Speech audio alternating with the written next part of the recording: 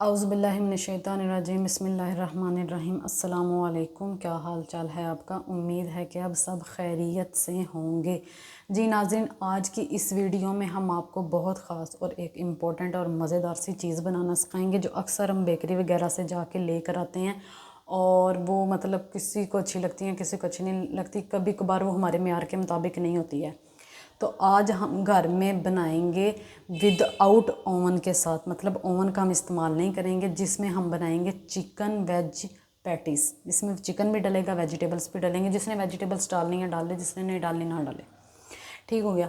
जिसके लिए हम आपको सबसे पहले इसके इंग्रेडिएंट्स बताएंगे और इसका सारा स्टेप बाय स्टेप प्रोसेस बताएंगे। सबसे पहले आपको जो इसकी फिलिंग करनी है उसके इंग्रेडिएंट्स बता दें। हमें चाहिए मिक्स वेजिटेबल्स चाहिए, जिसमें आप ले सकते हैं कैबिज, बंद गोभी ले सकते हैं, जिसको आप अच्छा कद्दूकश कर लें या फिर इसको ब्रिक ब्रिक काट लें। फिर हमें चाहिए गाजर, गाजर के बाद हमें चाहिए शिमला मिर्च। फिर उसके बाद हमें चाहिए चंद अदद लहसुन के जवे चाहिए, हमें एक अदद प्याज चाहिए, एक अदद प्याज चाहिए। फिर उसके बाद हमें चंद अदद सब्ज़ मिर्चें चाहिए बारीक कटी हुई। इन सबको बारीक बारीक चॉप कर लेना है और ये सब चीज़ें तैयार कर लेनी है। एक बाउल हमें चाहिए चिकन, बॉयल चिकन चाहिए। बॉयल चिकन हम इसलिए इस्तेमाल करेंगे क्योंकि जो कच्चा चिकन होता है ना, अक्सर उसमें से स्मेल ख़त्म नहीं होती है। चाहे बीच में सिरका डालो, कुछ भी डालो, कभी कभार उसकी बहुत स्ट्रॉन्ग स्मेल होती है तो उससे दिल ख़राब हो जाता है। इस वजह से हमने चिकन बॉयल का इस्तेमाल किया। ठीक हो गया। उसके बाद हमें चाहिए ब्लैक पेपर और नमक हस्बे ज़ायक़ा, ये इसमें जाएगा। उसके बाद सॉसेजेस में हमारे पास हॉट सॉस है, ये जाएगी 2 चम्मच, और सोया सॉस 2 चम्मच, चिली सॉस 2 चम्मच और पेरी पेरी हॉट सॉस 2 चम्मच। ये सब इंग्रेडिएंट जो है ना वेजिटेबल, और जब स्टेप बाय स्टेप प्रोसेस होगा ना आपको बताएंगे। फिर अब इसकी डो बनाने के लिए हमें मैदा चाहिए, और मैदा हम नॉर्मल रूम टेम्परेचर के पानी के साथ गूंदेंगे और इसमें हम ऑयल डालेंगे और क्या उससे कहते हैं नमक डालेंगे, और इस डो को हम अच्छे तरीके से गूंदेंगे। सबसे पहले हम डो को गूंदते हैं, फिर आपको बताएंगे कि इसकी पैटीज़ के अंदर बल कैसे आएंगे और बल कैसे डालने हैं और इसको बेक कैसे करना है। ओवन का इस्तेमाल नहीं हो रहा, आपको हम एक आज नया और यूनिक तरीका बताएंगे जिसमें हम ये चिकन पैटीज़ को हम बेक करेंगे। सबसे पहले हम मैदा गूंदते हैं। मैदा गूंदने के लिए हमें इसमें हस्बे ज़ायक़ा नमक डालना है और इसमें हम थोड़ा सा कुकिंग ऑयल डालेंगे। कुकिंग ऑयल डालेंगे ताकि ये थोड़ी क्रिस्पी और अच्छी बने। ये थोड़ा सा हम इसमें ऑयल डालेंगे बस। अब हम इसे अच्छी तरह मिक्स करते हैं और फिर गूंदते हैं साथ। देखें, डो को ना ज़्यादा आपने नरम गूंदना है और ना ज़्यादा सख्त गूंदना है, नॉर्मल गूंदना है। और इसको नॉर्मल गूंदने के बाद हम इसे अच्छे तरीके से थोड़ी देर के लिए रेस्ट देंगे, और रेस्ट देने के बाद फिर हम इसको अगला स्टेप करेंगे। इसको मैंने सिर्फ पानी डाल के इसको हमने गूंदना है। ये देखें, ये डो को ऐसे करके गूंदना है। हमने आपको पहले भी बताया था जो मैदा होता है वो ऐसे गूंदा जाता है। मैदे की डो को हमेशा ऐसे करके गूंदा जाता है और आटे की डो को मुट्ठियों के साथ गूंदा जाता है। ठीक हो गया। इसे अच्छे तरीके से गूंद के 5 मिनट गूंदते हैं, फिर हम इसको रेस्ट देते हैं। ये देखें, ये डो तैयार हो गया और अब इसे हम फ्रीज़र में रखेंगे या फ्रिज में रखेंगे इसे, ताकि ये नॉर्मल हो जाए। फिर उसके बाद इसका स्टेप बताएंगे। अब हम सबसे पहले इसका जो अंदर का मटेरियल है ना वो तैयार करते हैं। ये डो का स्टेप अब बाद में होगा, सबसे पहले अंदर का मटेरियल तैयार कर लें। जी नाज़रीन, डो तैयार करके हमने फ्रिज में रख दी है। अब हम ये बनाएंगे इसका अंदर का मटेरियल। आपको इंग्रेडिएंट्स सारे बता दिए थे और अब बारी बारी जब हम इंग्रेडिएंट्स शामिल करते जाएंगे, अंदर बैटर तैयार करते जाएंगे और आपको साथ साथ दोबारा बताते जाएंगे। हमने 2 से 3 चम्मच हमने ऑयल लेना है। अब हम इसमें सबसे पहले ऑनियन डाल लेंगे, एक अदद हम इसमें प्याज डालेंगे। प्याज को हम हल्का सा रोस्ट करेंगे ताकि इसका कच्चापन ख़त्म हो जाए। फिर हम इसमें लहसुन डाल देंगे। लहसुन डालने के बाद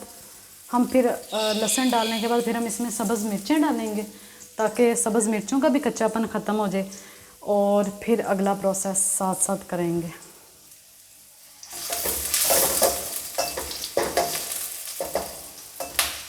प्याज का सिर्फ हमने कच्चापन ही ख़त्म करना है।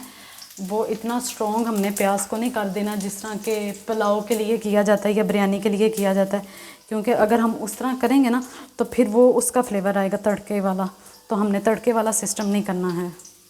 हम इसको लाइट सा करते हैं सौते।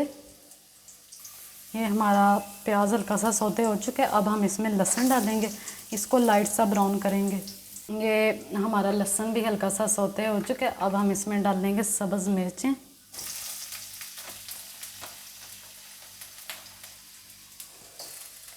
सब्ज़ मिर्चों को हल्का सा भूनेंगे क्योंकि सब्ज़ मिर्चें जो है ना बहुत तेज़ होती हैं। ये हाथों पे भी जब लगती हैं ना हाथ जलने लग जाते हैं, तो ग्लव्स डाल के इस्तेमाल करना चाहिए। तो अब हम इसको हल्का सा सौते करते हैं, फिर हम वेजिटेबल्स अंदर डालेंगे। वेजिटेबल्स का पानी मुकम्मल तौर पर खुश्क करना है हमने, क्योंकि वेजिटेबल्स का पानी खुश्क होगा तो हमारी जो पैटी होगी ना वो सेव रहेगी। अगर हम वेजिटेबल का पानी खुश्क नहीं करते तो हमारी पैटी के साथ बहुत बड़ा ब्लेंडर हो सकता है, वो फट सकती है और सारा काम ख़राब हो सकता है। हम इसको हल्का सा सौते करते हैं ताकि इसका कच्चापन दूर हो जाए, फिर हम अगले स्टेप में वेजिटेबल्स डालेंगे। जी नाज़रीन, ये बिल्कुल हल्का सा सौते हो चुका है। अब हम अंदर वेजिटेबल्स इस्तेमाल करते हैं और पहले वेजिटेबल्स को हल्का सा करेंगे ना ताकि उसके पानी का जो है जो वो खुश्क हो जाए, फिर उसके बाद चिकन डालेंगे। देखें वेजिटेबल साथ साथ मतलब हल्की हल्की फ्राई भी हो रही हैं। और अब हम इसमें चिकन शामिल कर देते हैं ताकि चिकन में जो मज़ीद कसर बाकी है ना वो भी दूर हो जाए, जो उसमें मतलब वेजिटेबल्स के भी फ्लेवर आ जाएँ और गार्लिक और चिलीज़ का भी अंदर फ्लेवर आ जाए। तो फिर आपके सामने मैं वो सॉस बनाऊंगी जो मैंने आपको सॉसेज बताई हैं, फिर हम वो इसमें शामिल कर देंगे। इसमें हम नमक डाल रहे हैं और ये काली मिर्चें जो थी ना आपको बताई थी कि सारी डाल रहे हैं काली मिर्चें अंदर। अच्छा नाज़रीन, आपको हम बता दें कि जितनी जितनी सॉसेजेस की क्वांटिटी डालनी है उस हिसाब से हम इसे अंदर डालेंगे। इसको अच्छी तरह हिला लेंगे। हॉट सॉस हमें चाहिए 2 चम्मच,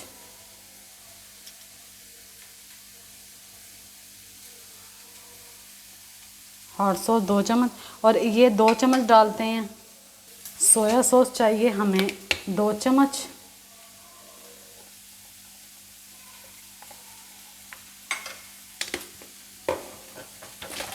चिली सॉस भी 2 चम्मच और पेरी पेरी हॉट सॉस भी 2 चम्मच।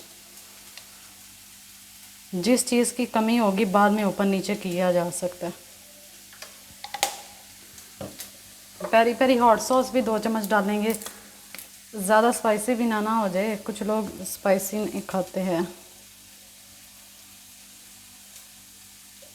बस पेरी पेरी सॉस भी 2 चम्मच। ओके, अब इसको हम उस मौके पे डालेंगे जब पूरी वेजिटेबल्स का पानी मुकम्मल खुश्क हो जाएगा, और फिर उसके बाद सॉसेजेस डाल के थोड़ा सा पकाएंगे और फिर अंदर शामिल कर देंगे। ये देखें कितना प्यारा कलर है इसका, पर अभी पानी कंप्लीट खुश्क नहीं हुआ। पानी इसका कंप्लीट खुश्क करना है और वो भी पता चल जाता है। अब हम इसमें ये सॉसेजेस ऐड कर देते हैं और फिर इसे अच्छे तरीके से पकाते हैं। ओके, इसको हल्की सी दम वाली आंच पे रखेंगे ताकि जितना भी इसका पानी की अभी कसर है वो खुश्क हो जाए। फिर उसके बाद हम आपको इसकी फ़ाइनल लुक दिखाएंगे और फिर हम डो की तरफ आएंगे, डो का प्रोसेस शुरू करेंगे। बस आपको इसकी फ़ाइनल लुक दिखाएंगे जब कंप्लीट पानी खुश्क हो जाएगा। जी नाज़रीन, ये डन हो चुका है। अब हम इसको ठंडा करने के लिए रख देते हैं। जब ये बिल्कुल ठंडा हो जाएगा ना, बहुत ठंडा हो जाएगा, जिसे कहते हैं ना यख ठंडा हो जाएगा, तो तब हम इसे अपनी पैटीज़ में फ़िल करने के लिए डालेंगे। अब हम आते हैं पैटीज़ की डो की तरफ। अच्छा नाज़रीन, ये देखें हमारी पैटी जो है बिल्कुल ये हो चुकी है तैयार। अब हम यूँ करेंगे कि हम ना इसके पेड़े कर लेंगे, और पेड़े करने के बाद अगला प्रोसेस ये होगा, जिस तरह पराठा नहीं बनाते, पराठा बना के पेड़े बनाते हैं और वो पेड़ा बना के फिर उसके अंदर ऑयल या घी लगाते हैं, तो वो लगाना है। वो लगा के कट्स लगाने हैं, कट लगाने हैं अंदर, जिस स्टाइल के भी लगाते हैं पराठे में। वो लगाने के बाद ना हम ये करेंगे, पराठा तो थोड़ी देर रखते हैं ना, हम इसको आधा घंटा रेस्ट देंगे पराठे के, इनके पेड़े बनाने के बाद। फ्रीज़र में हम रखेंगे, नहीं फ्रिज में नहीं अब रखेंगे, फ्रीज़र में रखेंगे ताकि थोड़ी डो जो है ना ज़रा हार्ड हो जाए। तो उसके बाद ना फिर हम आगे इसकी फिलिंग करेंगे और फिर इसको बेक करेंगे। जो बेक करेंगे ना उसमें आपको बहुत मज़ा आएगा, वो एक सरप्राइज़ है। तो इसे नॉर्मल हम बेलते हैं और कट लगाते हैं, पराठे की तरह बेलना है इसे। तो इसका मतलब इतना मुश्किल तो नहीं है। सबसे पहले हम एक पराठा बेल लेते हैं ना पराठे की तरह, रोटी को ज़्यादा बड़ा भी नहीं करना, और फिर जब दोबारा बेलेंगे ना तो फिर वो काम करेंगे। जी नाज़रीन, ये देखें हमने इसे बेल लिया। अब हम इसमें कुकिंग ऑयल लगाएंगे। आप घी भी इस्तेमाल कर सकते हैं, मक्खन भी इस्तेमाल कर सकते हैं। देसी घी हमने इस्तेमाल करना था पर उसका फ्लेवर जो है ना बहुत ज़्यादा स्ट्रॉन्ग होता है, इसलिए हमने उसे स्किप कर दिया। क्योंकि देसी घी का फ्लेवर बहुत ज़्यादा स्ट्रॉन्ग होता है तो वो उसने फिर पैटी का जो फ्लेवर था ना उसको ख़त्म कर देना था। अब ये देखें ऑयल हमने लगा लिया ना, तो अब हम इसे ना ऐसे करके कट लगाएंगे, मतलब जिस तरह पराठे को लगाते हैं इस तरह करके। ये जितने भी हैं ना पराठे इधर बने पड़े, मतलब ये पैटीज़ के लिए डो, हम इसको इसी तरह करेंगे और फिर इसका पेड़ा बना देंगे। ये दरअसल ना इस पे है ना बेलना चकला नहीं है ना पास अभी, तो इस तरह करके ठीक हो गया। ये देखें ये सारा प्रोसेस हो गया। अब हम इसको पराठे को हम अब यूँ करेंगे कि हम ये, इसलिए मैंने आराम आराम से किया, जल्दी जल्दी दबड़ दबड़ नहीं मारा, क्योंकि ये टूट जाए ना तो फिर बहुत मसला होता है। अब इसको हम इस साइड से रोल कर लें या जिस साइड से मर्ज़ी रोल कर लें, बनाना तो हमने पेड़ा ही है ना, तो फिर इसका पेड़ा बना लेते हैं। ठीक हो गया, इस तरह बल लाएंगे ज़्यादा। ठीक हो गया, अब इसको यूँ कर लेते हैं, यूँ। ठीक हो गया। अब इसको यूँ करने के बाद ना इसका पेड़ा बन जाएगा। और ये देखें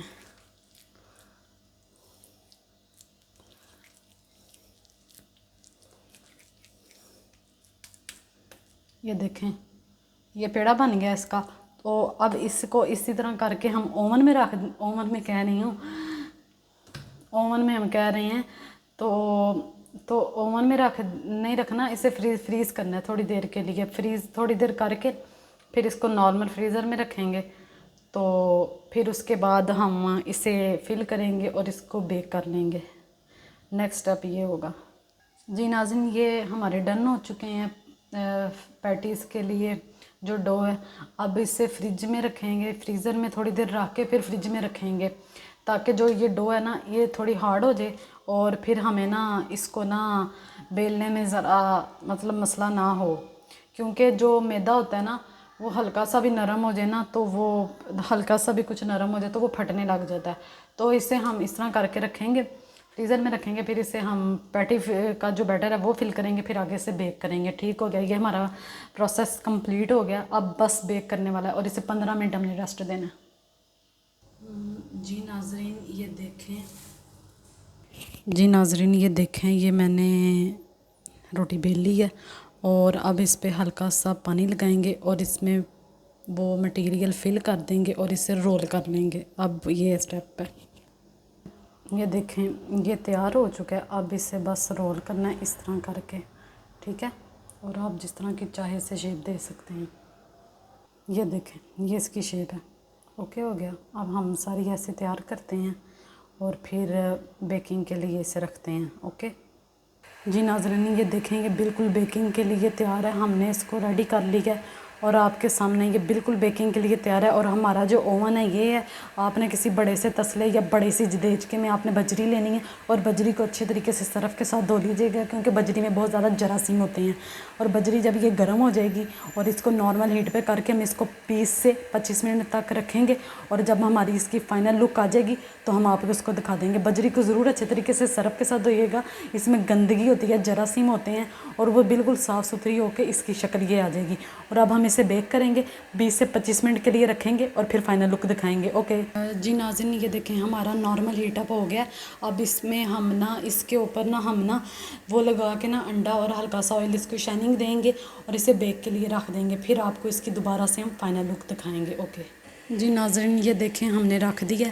अब बस इसे 20 से 25 मिनट के लिए बेक करेंगे और बाद में फिर इसको हम डन करके इसकी फ़ाइनल डिश आउट कर देंगे इसे। जी नाज़रीन, ये देखें हमारी फ़ाइनल लुक बिल्कुल रेडी है और इसमें हमने इसको बेक किया था। ओके नाज़रीन, चैनल को ज़रूर लाइक कीजिए, सब्सक्राइब कीजिए, वीडियो को शेयर कीजिए। आपके ताउन की बहुत ज़रूरत है। चैनल को ज़रूर सब्सक्राइब कीजिए। Thank you so much. Next किसी अच्छी वीडियो में मिलते हैं। ओके, अल्लाह हाफिज़।